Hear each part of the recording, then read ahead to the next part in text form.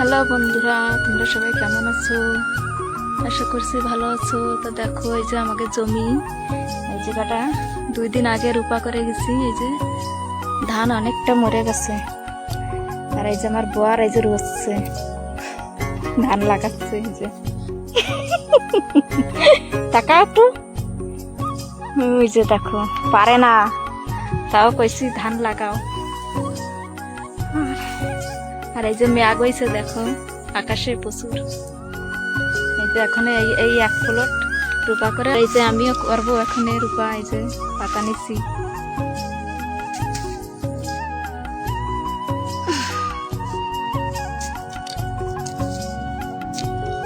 এই যে দেখো কত ধান মরে গেছে, এই যে সব মরা ধান। কি করবো, বর্ষা হয় নাই, আমরা যে সময় রয়েছি।